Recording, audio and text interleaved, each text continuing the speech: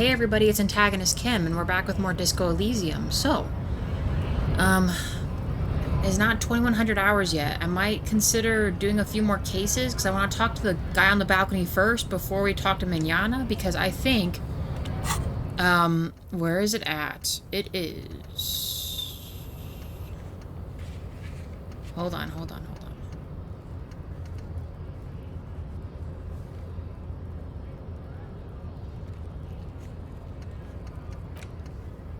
Okay, not this one.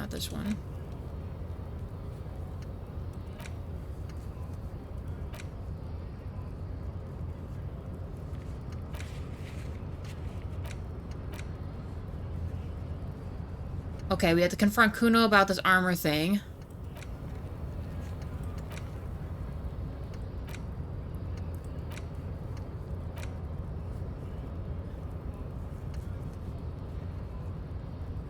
Oh, why didn't it... Oh, that's right. Oh, down here. Okay. Open the apartment door for Everard. So I have a sneaking suspicion the apartment door he wants us to leave open is actually the smoker victim. The guy... Not the victim, but the witness. So I'd like to ideally talk to him first before we just do this Everard mission. Otherwise... First, you should find the vehicle, the Joyriders. Oh, we opened up this one. This is who maybe potentially knocked down the sign by the pawn shop, which then closed off that little path across the canal. You really want to get a piece of that armor. It's enough. Find and locate one piece, and this thing's done. In order to succeed, 1, the body has to be down. 2, the autopsy needs to be finished, and Kim has to be absent, or he wouldn't approve. This will devilishly tricky, so don't beat yourself up if you manage to send the body to the processing without getting a hold... Well, I've already done that.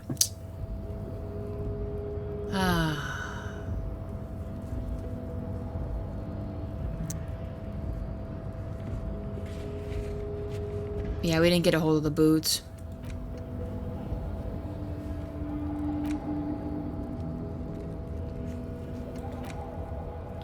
And then we're holding off on confronting the vigilantes and the Hardy Boys. I think are one and the same. I don't know if I want to get into that just yet. So, all right, let's go talk to Kuno real quick. We can confront him about lying to us. Oh, excuse me. Hello. Go that way.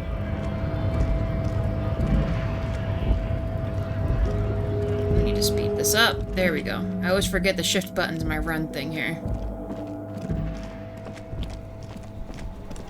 Alright, let's go see if Kuno will break under the pressure, although it's not going to be that great. We're going to do a quick save, because unfortunately this kid's a little unhinged. So it's hard to really get a pinpoint on him, to be honest with you. Fuck does Kuno care?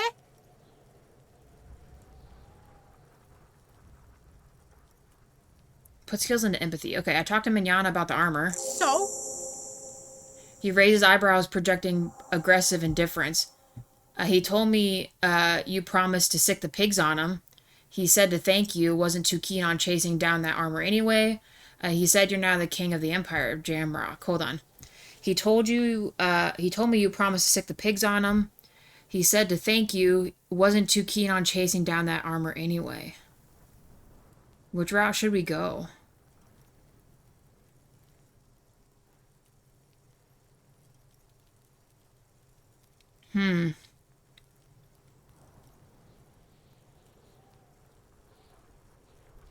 Should we just play into this kid? Because it seems like, especially since he's high as heck, the more off-putting questions kind of throw him askew, and then I can ask him other things.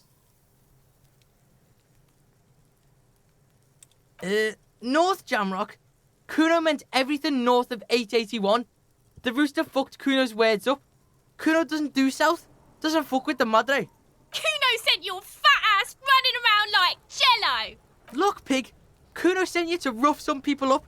Kuno played you. That happened. Now you and Kuno should move on. Oh, that's fine. Whatever. What is this? Trying to be cool with your new asshole? Kuno was just being nice to you. You got fucked bad. Now limp the fuck out of here. After this shit, you better have something real interesting to say if you want to stay in Kuno's face. Yeah, real interesting. We had to unlock that. The fuck about it? What about the contusions? Fuck are you talking about? What is this contusion shit? He grabs his head, it's suddenly hurting. He says you're stupid, Kuno. They want to make you stupid again. Talking about the shit that you left behind. Yes, that's what I'm saying, you're stupid. I hate words too. Let's back up, this isn't going anywhere. Yeah, I hate words too. Words are fucking shit. Make you stupid. Kuno's got his own words now. Kuno words. Has Kuno been to some kind of school? Probably a school for children with behavioral difficulties. Are we just gonna keep antagonizing him? Kuno, shouldn't you be at school or something? I have behavioral issues too, so it's okay. Watch out, Kuno. He's trying to relate to you. Kuno doesn't give a shit about your handicap. Get a wheelchair or something. Kuno doesn't care. You're testing Kuno's patience here. Get lost, Alright, Kuno doesn't fuck. let's see what that changed. Where is that at again? So did that count to get that off my thing? Because I was kind of done talking to this kid.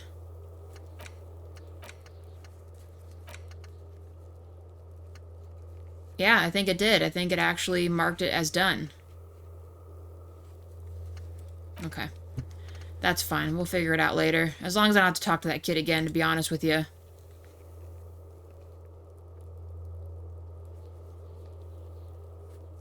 Let's see. Sing karaoke, explore, whirling rag, secret passages.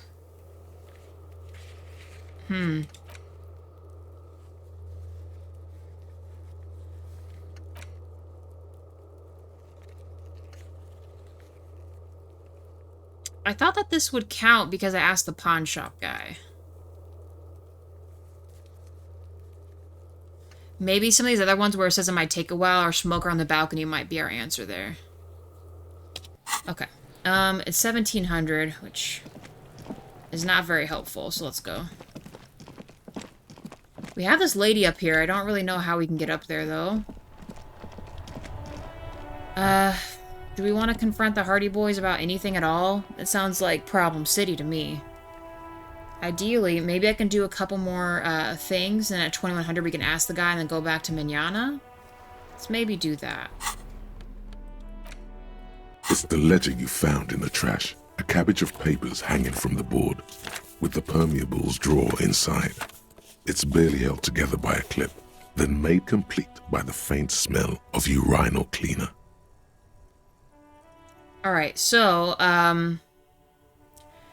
last time we did solve a couple of these,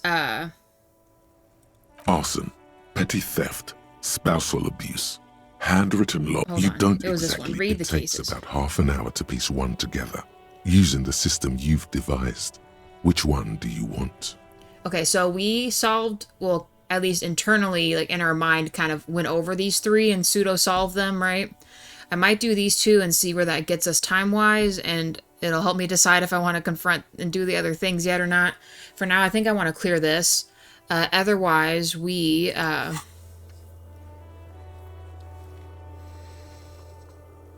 Otherwise, honestly, I mean...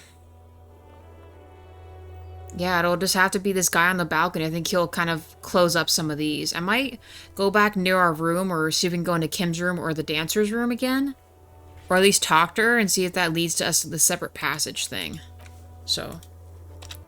Alright, let's do that. The couch in an unexpected location. Some assholes brought their couch outside and hung out on it. In the middle of the street, on the roof, on the hillside by the motorway. You know, at an unexpected location. They were young, and they thought they looked cool on it.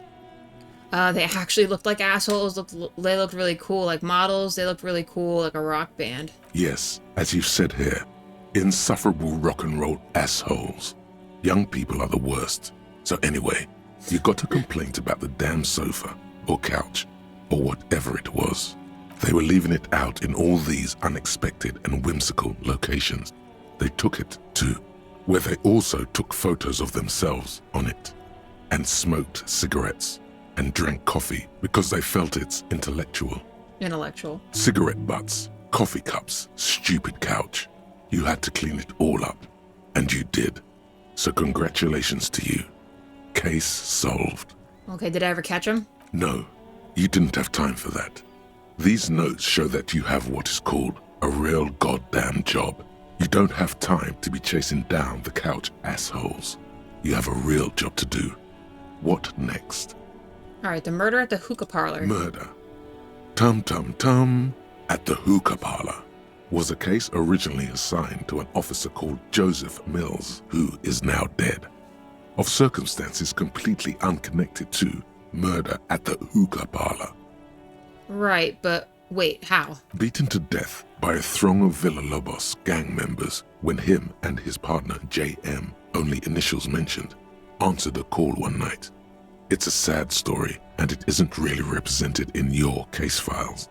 Stop stalling and get to the murder at the hookah parlor. Right, so on with the murder. Joseph Mills was on this case that he just couldn't solve. Was doing it solo. Said it was a real nutcracker, a real brain twister. Was on it for, like, a month. The captain got impatient. Shit or get off the pot, Mills. Okay. Mills didn't get off the pot. Not yet.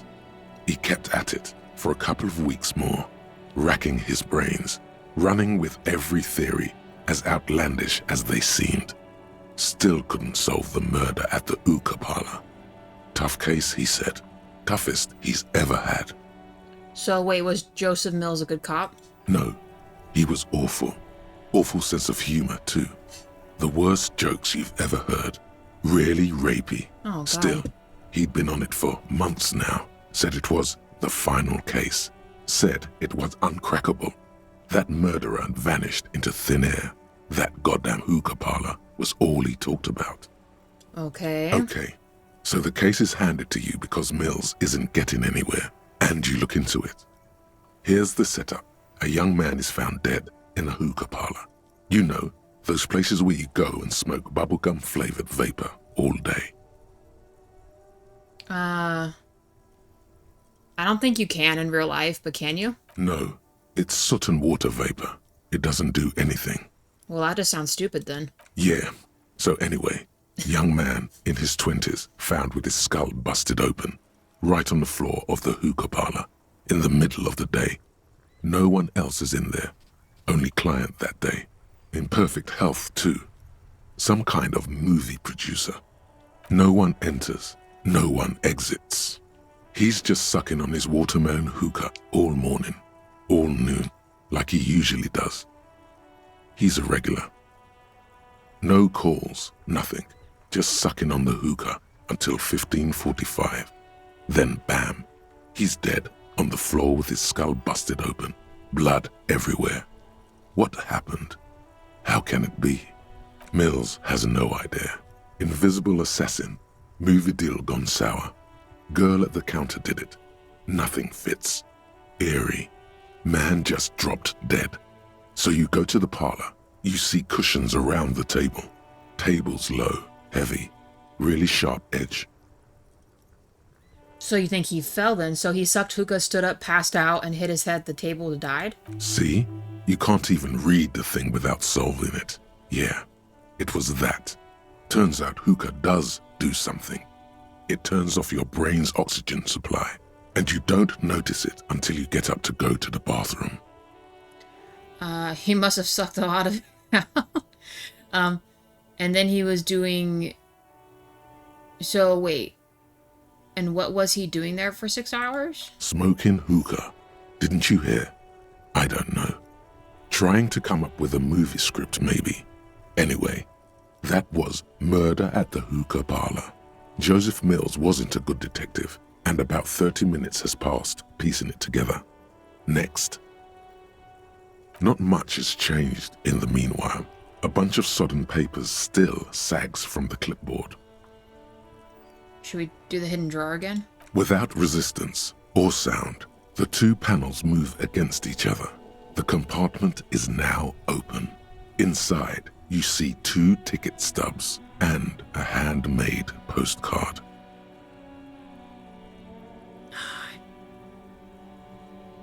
I don't know if I will literally die, but let's close this It's real quick. slightly. Okay. Alright. We'll let that pass. It's 1830 now, which is good. What next here? What should we do? I think I still have to wait on this. So really, it's just the one guy. Actually, what I am curious about, I'm genuinely curious. Do we think...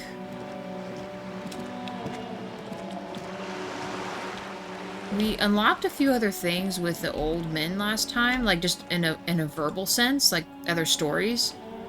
Officer, the mere sight of police in Martinez makes me feel safer already. How can I help you? Can I ask you about the Union again? Sure, officer. They are the good guys around here. What do you need?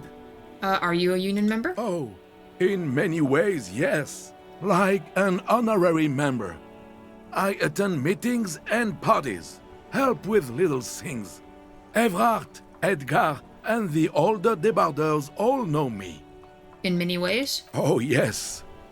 So hold on, are you an actual member then? Not in the technical sense.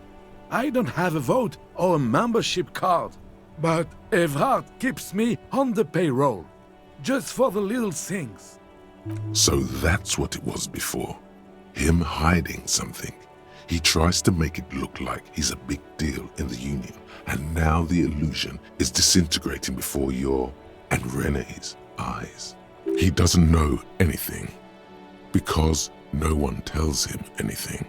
He's an outsider. Of course he's not a member. He's not a member of anything. I knew that. He's a Weathervane. Turns to where the wind blows and tries to look important. I hate this socialist rabble, but even siding with them is better than living your entire life on the fence. Never committing to anything. Pick a damn side already. So hold on, what are the little things you do for Everard? Writing work mostly. Occasionally, he needs something written, and I happen to have a way with words, people say. What kind of things do you write for him? Oh, nothing official, I assure you. Just essays for the newspapers. About Martinez and how things are and how they could be. Evrard and I have these long talks where... Well, he tells his little pen man exactly what to say. It's commie propaganda, plain and simple. You should be ashamed of yourself. So are you a caviar socialist then? I don't even consider myself a regular socialist. Politics is not really something I involve myself in, officer. Okay, so wait. How can you write those newspaper pieces if you're not political?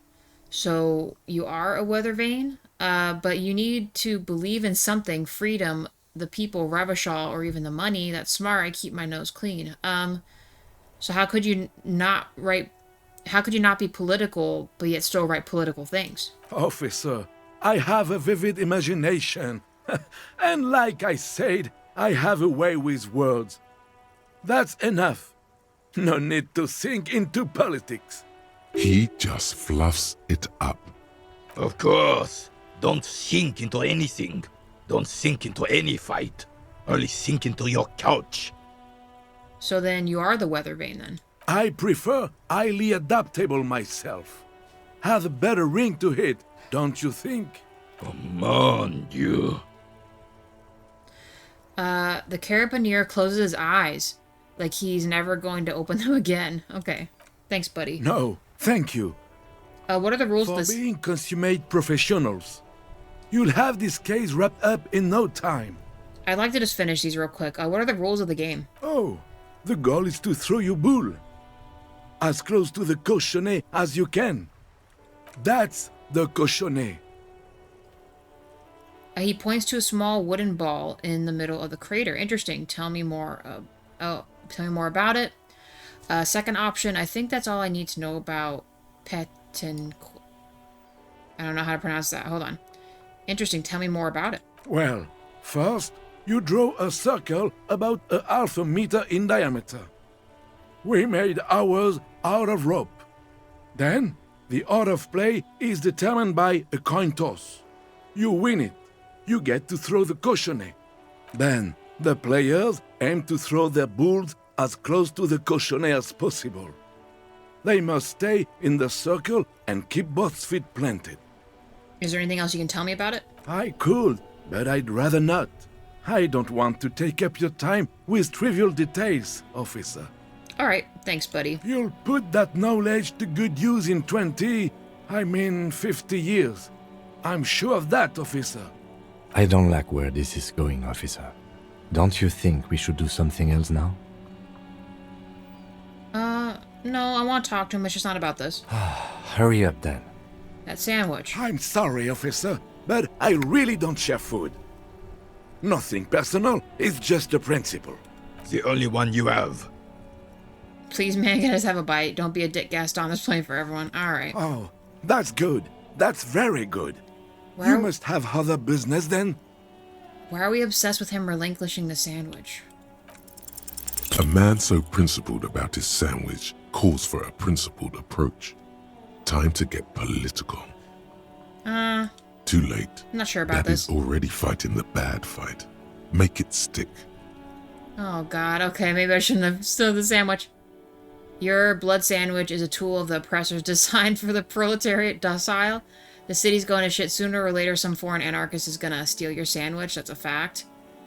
These options seem awfully fascist or communist. What if I don't want to say them? Say one of these fascist or communist things or fuck off. Whoa, easy there, Goldmouth. He doesn't have to say anything. Re-engage cop mode and bail out, if you like. Yeah, we're going to go back. All right. Let's hear them, officer. I just want to see how far that would go. Vigilance officer? What can this old carabiner do for you? Oh, I forgot we found the rifle. Let's show him the old rifle piece we found in the basement where we were doing the ghost hunt. It's a Bell McGrave. 4.46 caliber. Breech loading. Revachol made. Good weapon. Accurate and reliable. This one's inoperable. The bolt spring is missing and the mechanism is jammed shut. Still a beauty. Where did you find her? Sir, in the basement there, point to the bookshop. Sorry, I can't divulge the information. What do you mean, fine? This is my rifle. I always have it with me. We'll just tell him. I'm not surprised. There are probably lots of forgotten wartime weapons lying around here. Back in the day, everyone had something stashed away. As for the rifle, I don't know what else to tell you. These BM-446s are an antique. No one uses them anymore. The ammunition is impossible to find. Hey, I found your guard post. Yes, the Debardeurs Union pays me to stand vigil during the nights. Not out of any political allegiance, mind you. I'm an old man. Don't sleep more than a few hours every night anyway, and money is tight. He adds with a slight sigh. You must have seen something on the night of the murder. Your booth looks right into the courtyard. Oh, I saw a picture in there. You were in it. Who's the girl? Got it. Thanks. You must have seen something. You were right there? Yes, it does. Unfortunately, I wasn't working that night. Been on a 2-week leave since last Monday. So who was working on your night shift then? No one. The bus has been unmanned since last Monday. There's no other guard. It's just me. No one has been guarding the container yard since last Monday. Yes.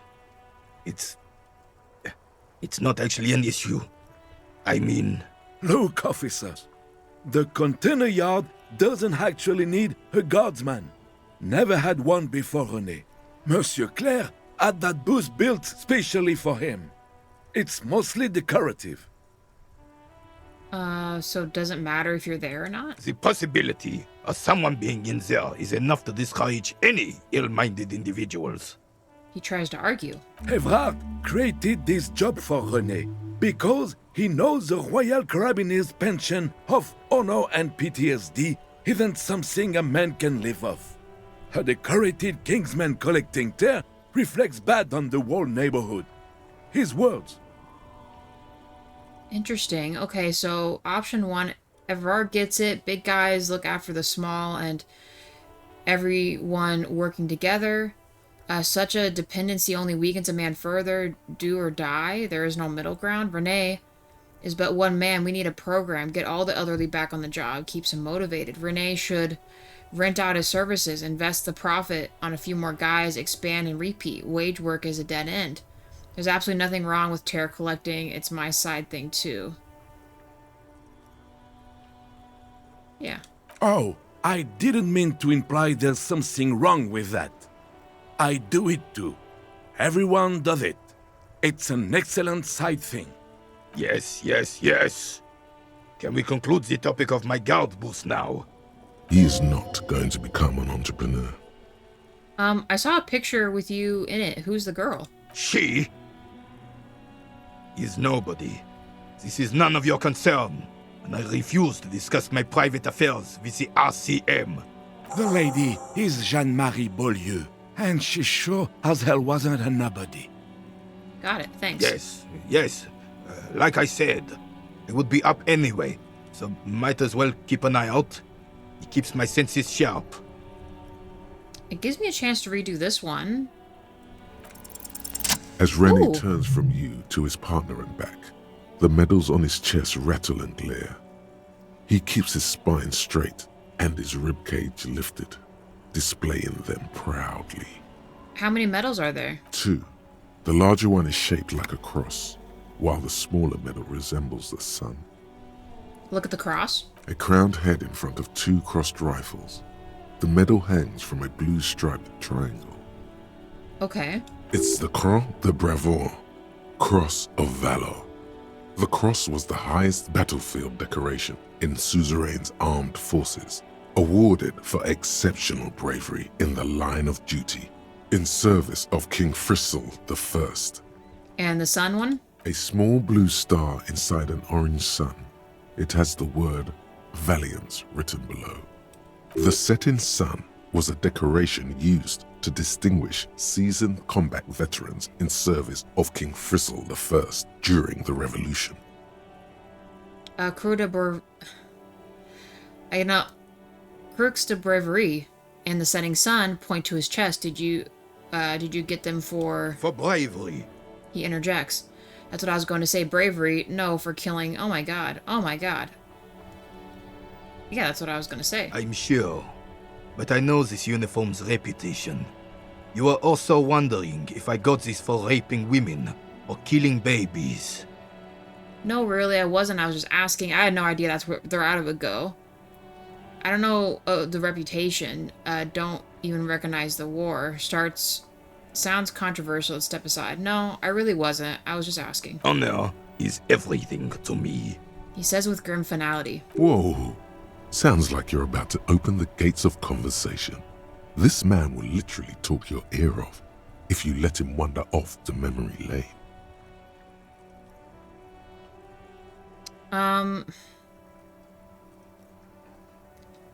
I feel like if we don't... I mean, we have time to spend anyway. So what did you get the medals for? For doing my duty in the heat of battle. For looking my mortality in the eye. When men like Gaston here hid in the bushes and shat themselves. He saved some muddy princeling who foolishly strolled into the front line in his gown of velvet and gold. Saved a princeling? It was on the first months of the revolution here in Revachol. Unrest was spreading like wildfire. Marauders had taken most of the Couronne and were getting really ambitious. King Frizzle thought he could end it all in one decisive strike. Sent his cousin, Drisson, to put an end to the unrest. Alas, the young Drisson was all piss and no vinegar, wearing a tunic of purple velvet and cockatiel feathers to battle. Even his rifle was gold-plated, shone from 5 clicks away. Can you imagine the asininity? Purple velvet tunic. That isn't exactly camo. To keep the long and bloody story short, Drisson marched us against the partisans in Couronne. And when I say marched, I mean made us walk into captured enemy territory, single file, like toy soldiers, while he rode in front on his giant red stallion. The rebels were smart. They let us come real close before opening fire. Suffice to say, it was carnage. Bastard, slowly shake your head. I got shot in the left shoulder and went down. Just a flesh wound. But just as I turned over, the prince fell into the mud next to me. He was missing his lower jaw. Then his horse, driven mad by the noise and smell of gunpowder, stepped on my leg and shattered my knee. He pats his right thigh. Okay, then what did you do? I grabbed my sidearm and shot the beast in the head. Then everything went black. Capitaine Arnoux, le fléau des chevaux. The bane of horses. When I came to, it was all over. It was just me and Jolas Tresson, gurgling in the blood-soaked mud right next to me. The dink had taken numerous flesh wounds and lost a lot of blood. But despite missing his jaw, he seemed hesitant to die. Tougher than he looked, that one. Wait, hold on. The dink was taken numerous flesh wounds and lost a lot of blood, but despite missing his jaw, he seemed hesitant to die. Okay. That would never happen to Johnny Lawjaw. Points to your jaw. My jaw is tight. I've been through worse. That's crazy. So I grabbed the dink and started crawling. Kept going until the 59th Cavalry picked us up. Through some miracle, we both survived. And the jailess freak convinced Frissel to give me a medal for not leaving him to die in his own blood. Piece and shit. He was the commanding officer and I was on duty. Okay. Just doing my job. Shouldn't hand out medals for that. 13 months later, I received the Sun for distinguished service. It's not worth mentioning. All right. You sense he's downplaying it. He did a lot more than his duty. More than anyone's duty. It's in his spine, in his billowing breasts, and untarnished self-worth. Honestly, it sounds like you're being modest, Renee. The old carabinier stands quietly like a statue, his features motionless. What Monseigneur Modesty is not telling you is that he crawled over 7 kilometers before the cavalrymen found him and Drizant.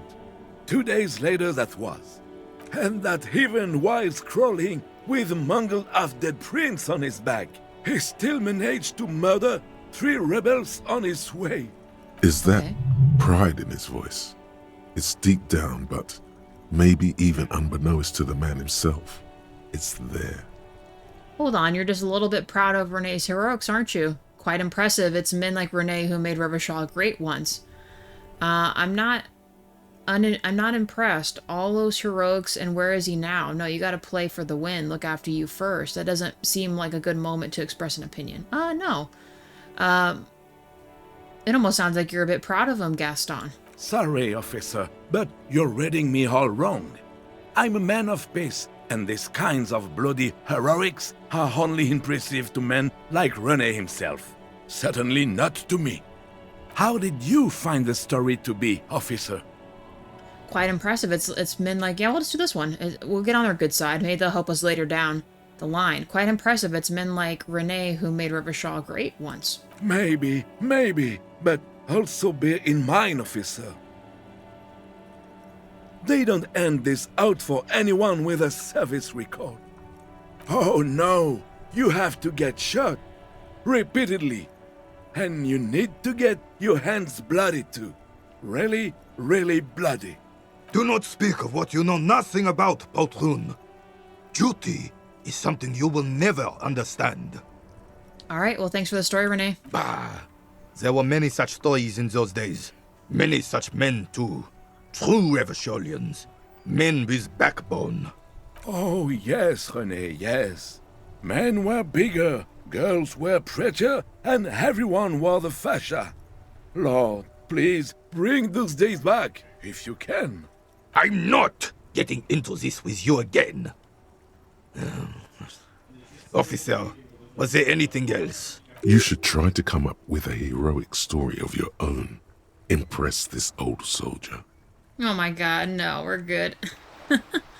17%.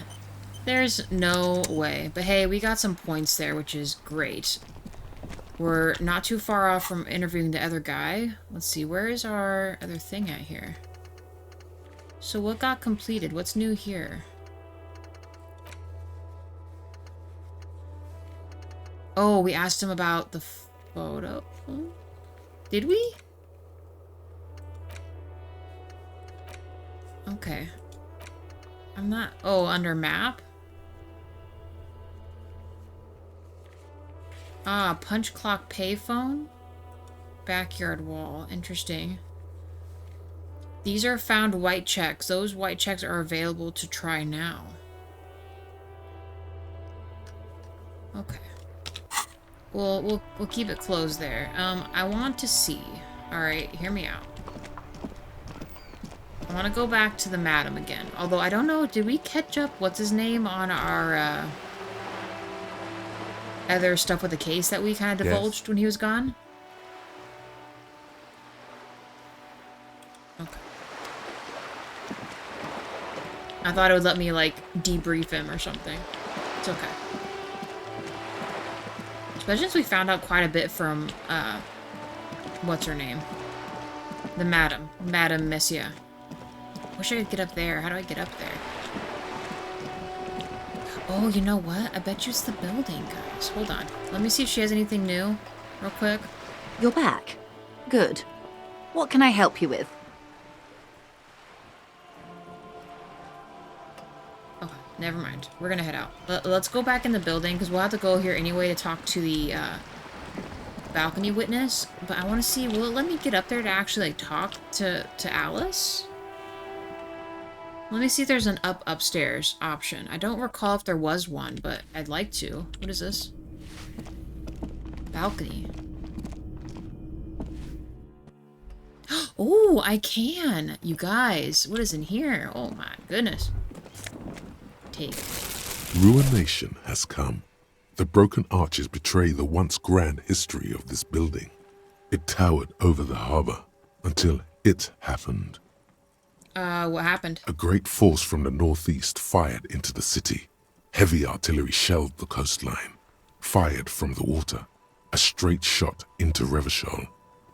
The tenement acted as a defensive wall against the worst of the shelling until it was destroyed, and they had a direct firing line. Take in the ocean? The waves of the Martinez Inlet rolled over the fallen remains of the building. The dark waters obscured the better part of the remains. What didn't fall into the ocean was used as scrap. What wasn't used as scrap was thrown into the ocean.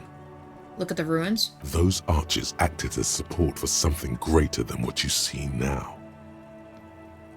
Only 3 stories stand where 9 to 12 once did. Restoration has failed. What the shelling took out was never rebuilt. Alright, and who did this? The The damage? fleet, the combined armies of Occident and Grad, with Mesk volunteers, a 5-nation army, hundreds of vessels. They massed airships further down in the Bay of Revachol. The artillery was so powerful. The ships not only required gyroscopic stabilization, they were anchored into the ocean floor as well. Many are still there to this day. If you squint, you can just barely see the shadow on the water, far in the northeast. Cannons still ready to placate Revachol. Hey Kim, do you know who shelled our city? The coalition. But that was a long time ago. I think we should move on. It's chilly up here. Okay. Nice. Oh, I forgot I did get a new item, didn't I? Didn't I? Hold on. Photo of the happy couple.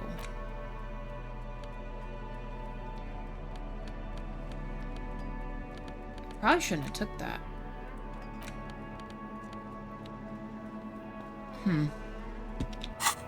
Okay. Is there anything else we can, actually, real quick.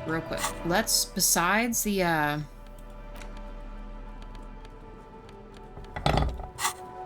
does anything else change? Because sometimes when you're holding it, it changes.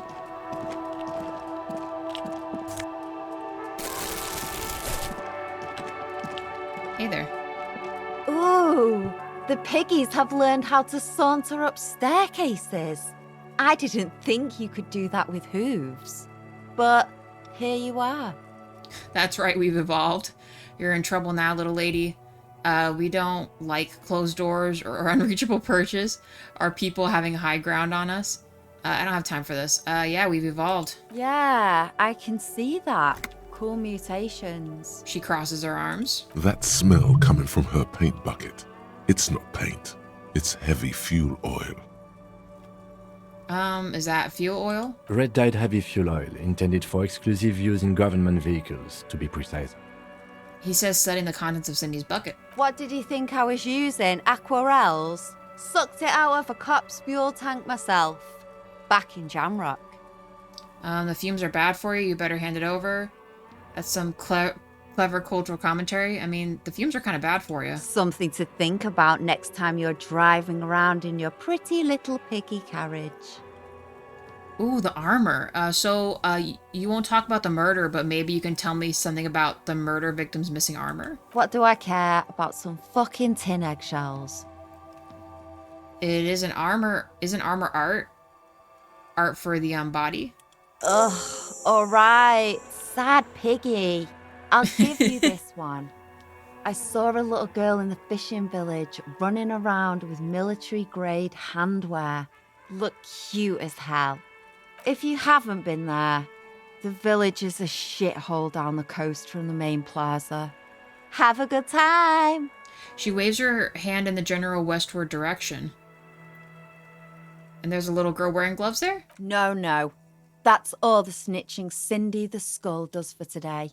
Actually, I don't even know why I told you what I just told you. I have a weakness for animals. It's the animal thing again. Damn it.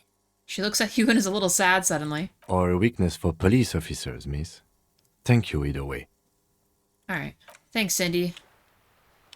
Legit. Can we go in here? No. Let's go up here real quick. Like I said, we have until 2100 hours, so... I have to see if this... Oh, hello. Above, tarp flaps in the wind, forgotten hammers and nails rust. Okay. Oh, hello. Yeah. We're up to $6. Can we go in here? No? What about this? The door's locked. You can't get in. The chairs knew someone lives back there. Okay. So you're telling me I can't break this open?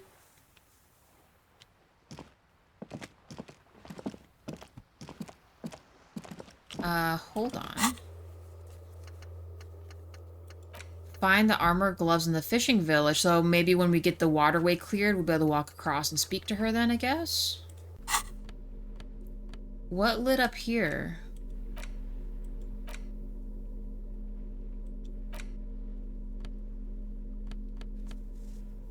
Huh. Okay. For right now, what about this? Is this what they're... Does this change anything?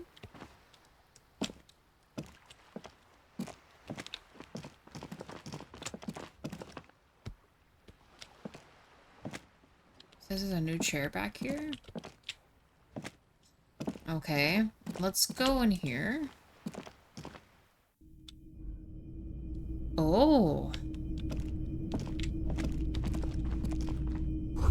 Someone's been sleeping here recently. Cindy? Okay. Oh, it's a cute little cat pillowcase. That's fun.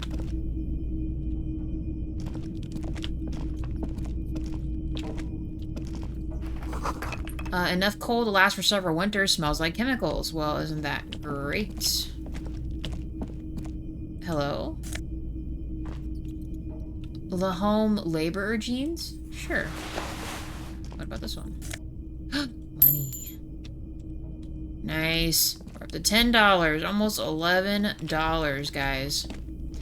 Now, if I... Hold on. If I... Oh no, I still got the crowbar on me. Okay, close. Nice. What did this give us again? Hold on, the pants give us electrochemistry and speed. Okay. What was the shirt I'm wearing right now? +1 conceptualization. Physical instrument. Interesting. Hey there. The pockets of these new jeans are perfect for sticking your hand into. Makes you look cool, calm, and collected. As your hand enters the pocket, your fingers brush against something, soft yet crinkly. Nice. Take the item out. Hey, it's a chewing gum wrapper. It reminds you of the fruity juice of apricots. You should inspect it closer if you have time. Something about the wrapper's texture is familiar. Uh-oh. By the way, the raw materials were most likely exported from Seaguy, the apricot suzerainty, and processed in Sur-le-Clay into the apricot-flavored chewing gum loved by kids of today and yesterday. Something about it is familiar, and not only to your fingers. Interesting. Now, the apricot-flavored gum is actually the story that we, us going into our booklet, guys. The one that made us pass out and had Kim, mess with us earlier. So hold on, can we interact? There it is again. The scent of apricots with a touch of cinnamon. Smells like the end of some distant summer. The surface of another planet, or some ancient temple. Ancient temple? Yes, from the height of antiquity. A long, long time ago. Millennia ago. On an island of time you can never return to. So it signifies the end of summer, then? The sun sets into the sea, but the water does not boil. Instead, it turns to liquid gold. For a moment, the world's store of precious metals seems to increase dramatically, and you are rich. Nice, talking about the sunset hitting the water. There is a movement next to you. The shuffle of a small coat, warm like the evening. But when you turn toward it, there's nothing there. Wait, come back. Why are you talking to a gum wrapper? Take a deep, deep breath. Bitter, citrus, sweet. It seems to grow stronger, like a glow, with every breath you take. Whatever petrochemical byproducts they used to create this artificial flavor have bonded tightly to the wrapper. Or is that just your memory filling the gaps? Until a blossom of skin and flower petals erupts behind your closed eyes, made of toffee, cream, and distance. You just had to take a dive. Feels so familiar. Let's put the wrapper away. Oh, another conceptualization thing, too. Oh, so guys, I also read you can use your points to not think about other stuff, but give you an option to remember other things. Like, you can unlock an option instead of sleeping. Now, this apricot gum is related to what's in our bag thing. Hold on. Let's forget this. I'd like to know more about the white morning.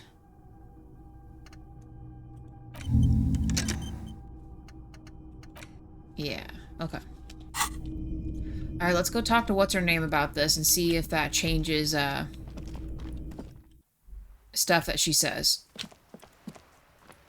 Hello again, officers. Have you come to admire my mural? Is that your bed in the coal area? Ooh. Not only have you found my address, you've discovered my biggest secret. I'm a coal miner. Really? You're a miner? Don't you have a real home? It's not the nicest place, but I guess it'll have to do. Cool, I have other questions. So you're a miner now? Yes. I keep hoping a shaft will collapse on me, but somehow it never happens. I mean, it's not the nicest of places, but it'll have to do. It doesn't have to do anything at all. Nothing does. Like me. Right now, I'm doing nothing at all. The inspiration will come to her once hell is set loose on the streets. It's too calm right now. Do you have a home to go to?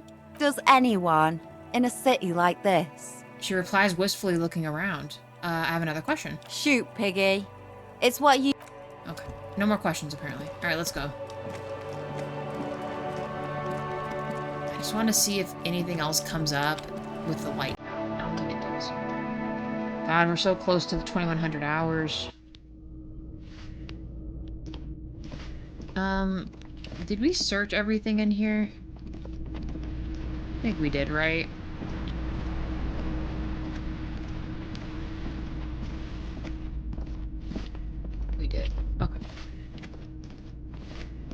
Let's see if there's other people that'll answer our, what do you call it? Our knocking, I guess, just to kind of pass the time here.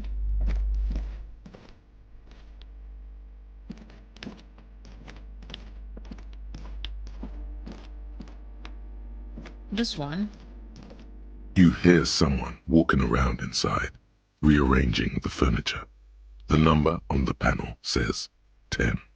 Knock. Well, we did knock on this and they didn't answer. We'll try again. A poor communard, from the looks of it. The room is barely bigger than a closet. So police, open up. Do I have to open the door? You hear the clacking of heels again, and on the other side walks right up to the door. Her tone is now getting defensive edge. Do you have a warrant? I'm not obligated to open the door if you don't have a warrant. Let's go. We don't have a reason to get inside that apartment. It's generally easier to do things if you have literally any reason. Okay, that's probably why I stopped. I had forgotten if we had actually done that or not. We were able to get into this place. I wanted to double check to be sure there wasn't anything new that came up with this. Actually, I mean, if we absolutely had to, could we sleep here? Maybe. Maybe. I might consider that if I can't pay Gart. Now let's keep it going. Oh, hello. Hello, hello. I did not mean to close those tabs. Stupid thing. There we go. Okay. Sorry about that, y'all. Actually, have I looked in here with this?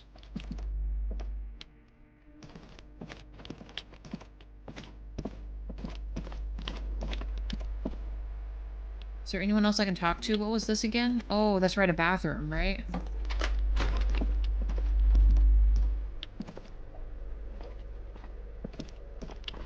Okay, sorry. Okay. Catching myself up on all the stuff here.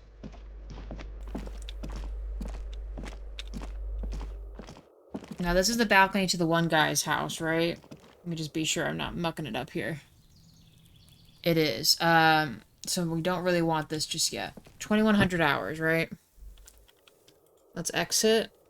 I'm almost wondering if the other Kunois would be willing to give us more information.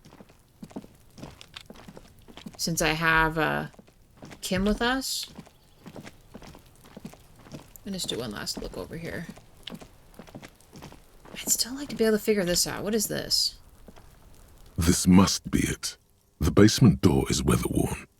The copper nails holding the upholstery in place have turned green from sea air, and there's a knocker shaped like a lion's head. That's probably the door Efrat mentioned. We still need to get the key from this manana first, though. Oh, okay, so it's not our guy then. Well, I feel a little better about that now. Can I go in here? No. Okay. Well, let's go talk to Manana about the door for this. Can I talk to you again? Trying to sneak up on me again? Trying to snuff me out? Get away, pig! Okay. Just seeing if I could do this. Can I internalize this again? Just an ordinary wall. Nothing to see here. Why am I looking at this wall? Yeah. Why? It's a wall. An ordinary wall. It's not though. Why must we stop to look at this wall every time we pass by? Kim, don't put me down like that, buddy. It's so interesting. I just want to know what it is and why I should be worried about it. Alright? That's it. That's all. Don't gotta get sassy on me. Talk to the kid again real quick. The lights are so pretty when it gets dark.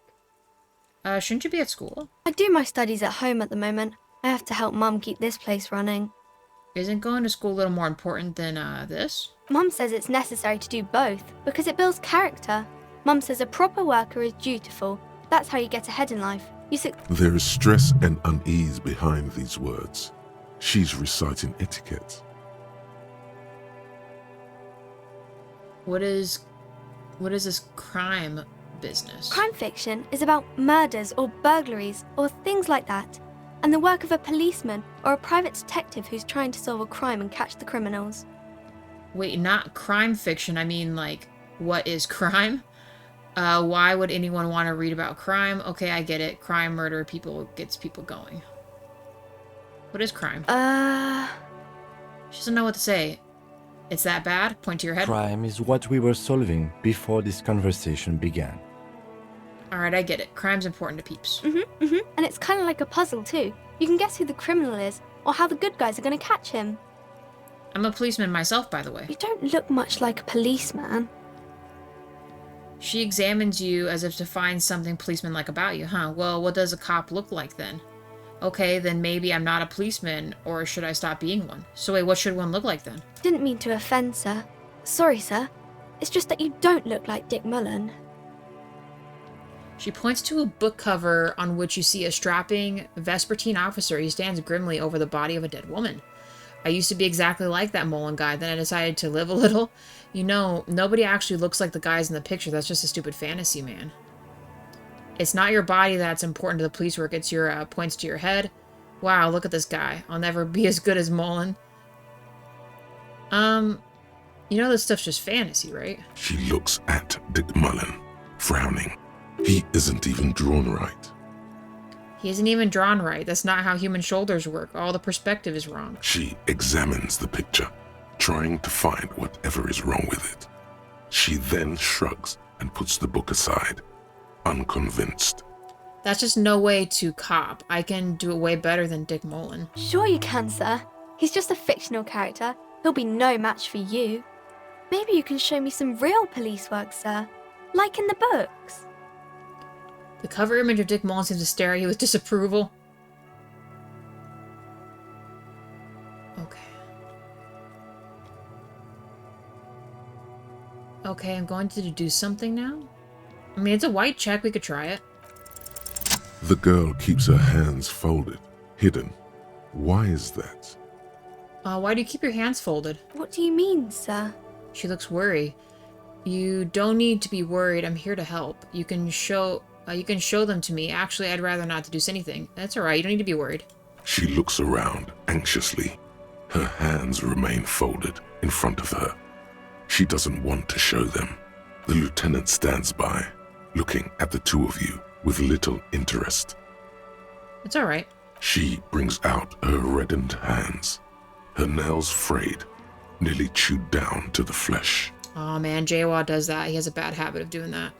So you bite your nails? And you knew this from me keeping my hands folded? She shoots you a suspicious glance. Yes, well, there are a few other hints. It's just a simple detective as my... It's simple... I'll just answer. I won't be fancy about it. Yeah. Well, that proves nothing. Anyone could do an easy deduction like that. Her eyes flash with defiance. She's not impressed. Want more? But I can figure out why you bite your nails. I got a few reasons in mind. You think so? Fine, do better to do something about me. No, I might know. Let's try one. She nods, half provocative, half enthusiastic. You're uptight because of your mother and the pressure she's putting you on. Rats have been nibbling at your fingers. Child labor's dismal work. Chewed on nails means you're recycling your body's material. It's an intense dedication to the way of business. There's no riches without personal sacrifice. No, definitely your mom is a problem. Maybe so, sir. Okay, I know it's a bad habit, and I shouldn't. Either way, another ace deduction by the number one detective in town. It was okay, sir. She still got the rebellious streak. There's more that can be achieved here. Ask her to do the same. Alright, if you think so, to do something about me. You're quite sober. She snaps back quickly. The lieutenant does not flinch at the comment. He does not flinch even a single bit. He is intensely not flinching. It takes effort. Wait, how do you know I'm not usually? I'm having a grand time. I am also sad and my head hurts. Wait, how do you know that? Because you usually aren't. I'm also sad and my head hurts. Yeah, I'm having a grand old time. I sure hope you are, sir. She rubs her red nose. There she stands, swaying on her feet, assaulted by the early spring breeze. She smiles at you. The whole situation suddenly feels familiar. Somehow, there's something you're missing. Ooh, what is this for? Suggestion? Let's put one in suggestion then. Why not? Let's just freaking go for it. Where's our, suggestion? Why can't I level it up yet? Darn it. Well, you know what? Let's try it. You have absolutely no idea. Familiar? How? You must have forgotten something you heard again. We'll come back to you, Annette. That's very interesting that I was able to catch that. Is there anything new with you?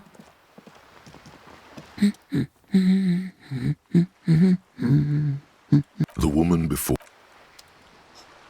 I wonder if she's still mad at me. Hold on.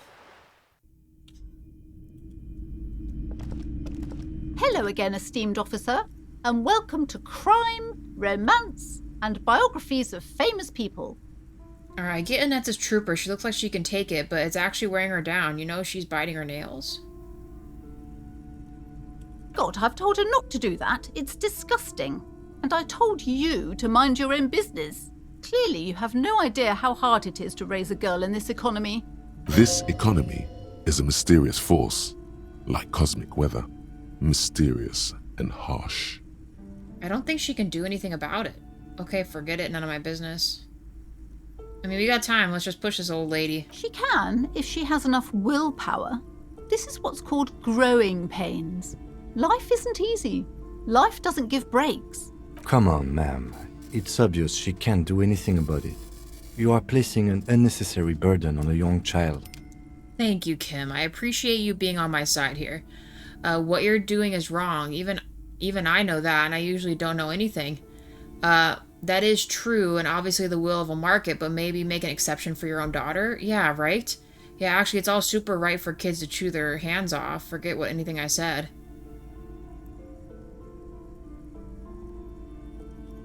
You just don't know anything? I mean, maybe make an exception for your kid? She stands stiff and severe, silently fuming. 10 or so seconds pass without change. Oh my gosh, she's losing her mind. She's looking for one, but there simply aren't any good arguments for being an asshole. Oh no. Hold on. I need to invite her inside and apologize. She must be freezing out there. There. I don't know what to say to you. My husband, he tries to teach me business lessons. I have what my mother called a dull mind. All this stress. She stops, but her mouth keeps moving. Is this husband Annette's father? Is she an only child? She told me she doesn't go to school anymore. Alright, I had something else in mind. Do we really want to probe this lady? We have plenty of time, so why not? Is this husband Annette's father? Yes. My husband is a successful entrepreneur east of the river.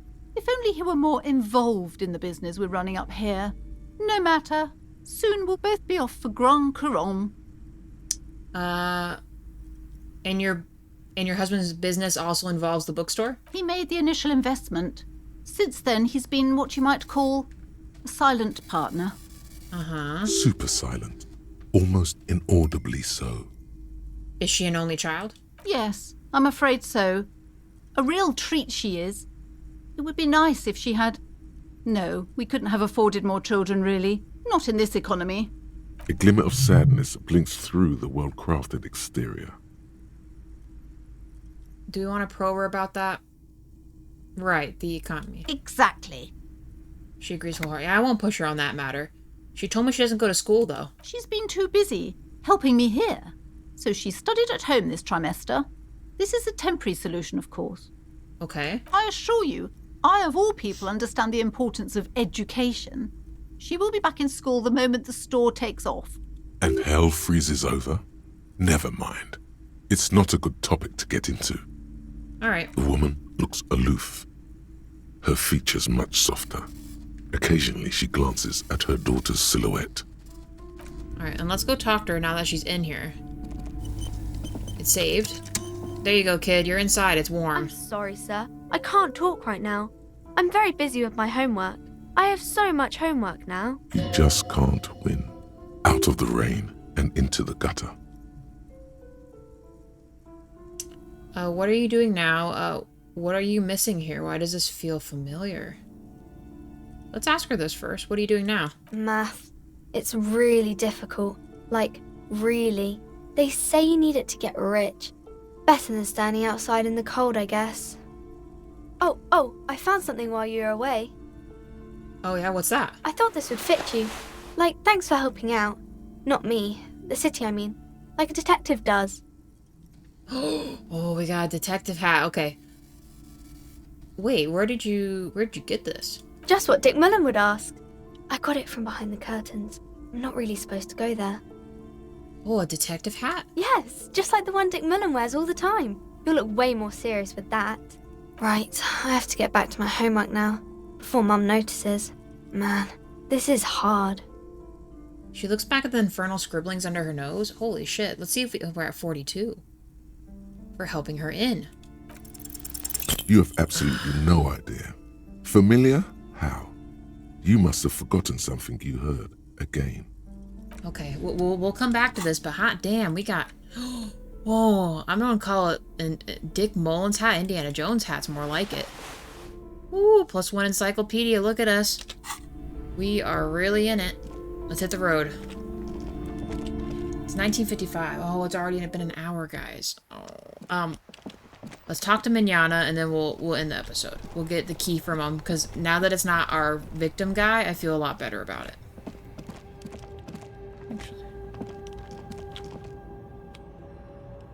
Sorry. Keep going.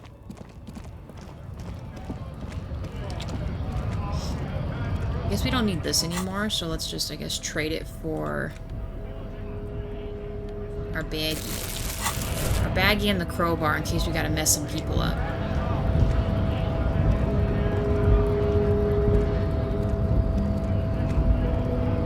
Alright, what's up, buddy?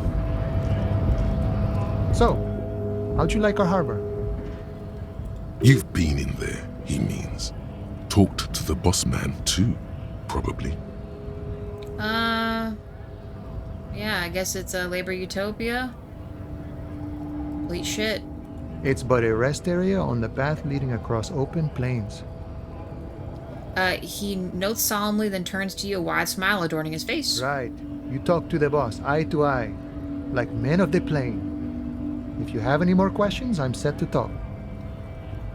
Alright, Everard said you had a key to a door for me. A key, huh? What door is this key supposed to open?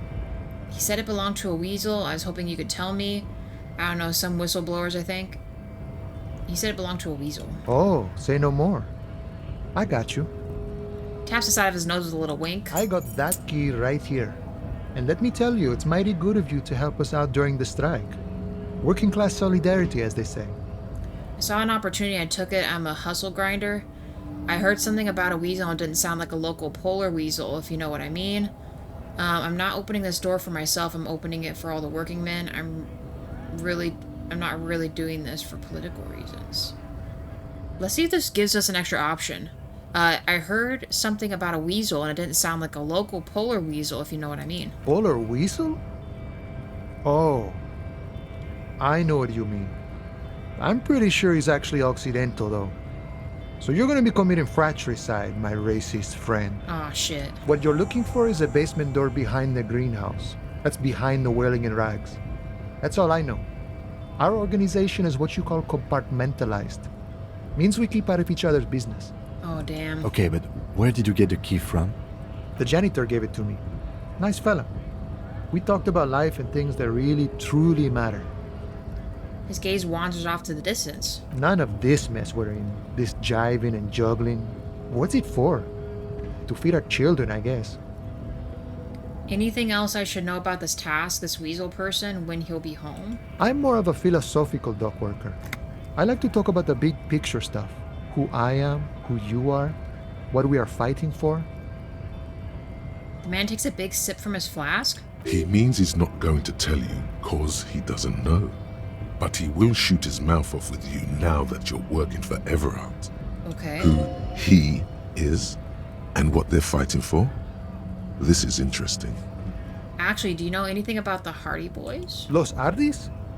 They're an independent militant group. A bit too high-strung, but it comes with the responsibility.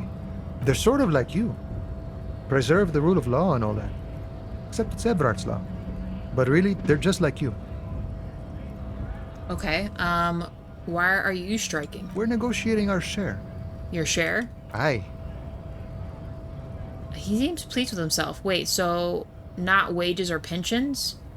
How large of a share would you like? Oh, okay, economy stuff, I get it. I want, so wait, not your wage or pensions? This stuff. They already covered. Shouldn't you be grateful then? It's a lot more than most people have. At least you get the benefits. That's something. Yeah, at least you get the benefits. That's something. It's not enough. Not enough to get ahead. More about keeping us in our place. Okay, so how large of a share are you talking? All of it.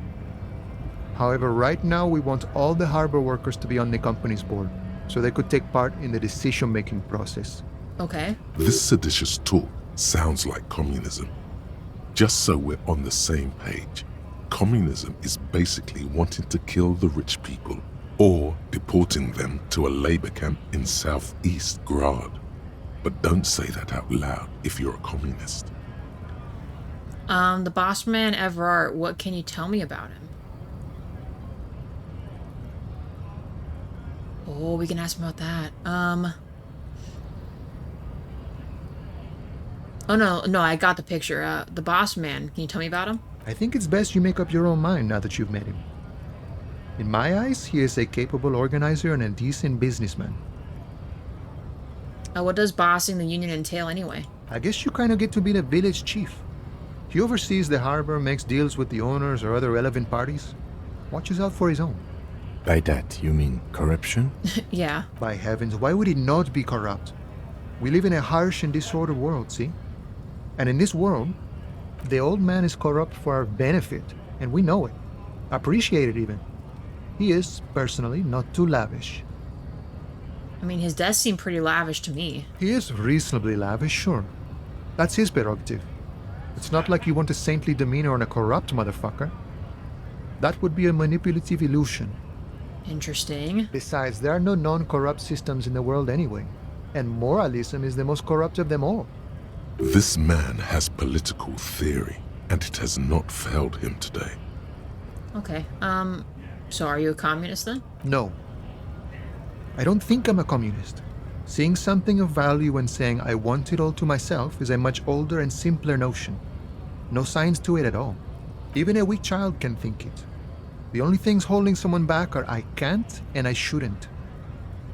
Okay, I don't really have much to add to that. I don't want to feed into it. A none of the above kind of man. No harm in being that. You seem to have spent a lot of time thinking about the political situation. Sure. I've had the necessary free time.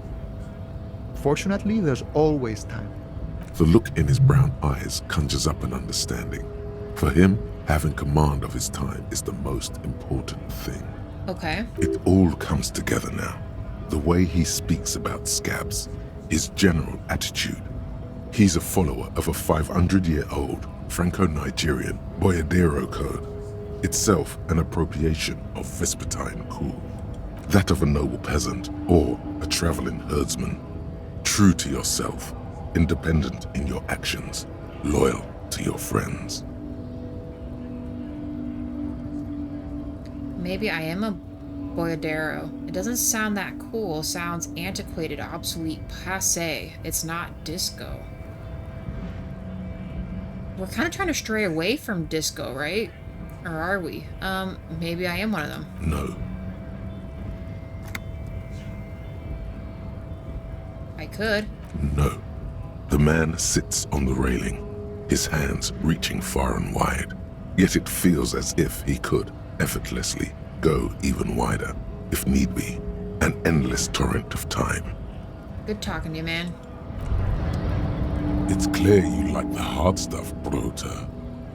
The what? Sounds like my stomach is growling. Was it my lower intestine going on about? Evening falls. The time has come to take the vow. Vows? The vows of blood and flesh. Okay, but what is my lower intestine going on about? Lower intestine?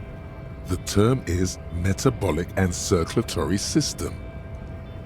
Okay, but what's the hard stuff? Fascism, Brota. Okay, proceed with, You're going to keep your vooz, right? Keep your vooz, Brota. Listen. I will keep my vows for the glory of the Revacholian nation. Absolutely not. I'm going to be played by an upset stomach. Yeah, we're not going to... I don't like making the political choices, guys. I just want to solve this case. There's a slow, painful growl somewhere in your intestines, knocking on your alcohol-engorged liver. It is one of betrayal and disappointment. Yeah. Hola, Wandering Man. How can I help you?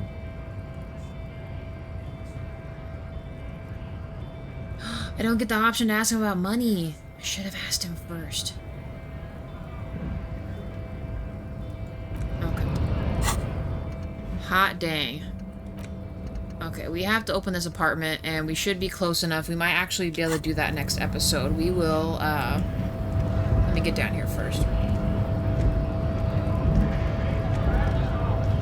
Okay, so, next episode we will unlock the door and maybe investigate what's in there and steal whatever's in there, right? And then we'll leave the door open like they say. And by then we should have, at 2100 hours, be able to talk to the balcony witness. So I think it's all going to work out. Guys, as always, I appreciate you joining me. I'll see you in the next one. Bye for now.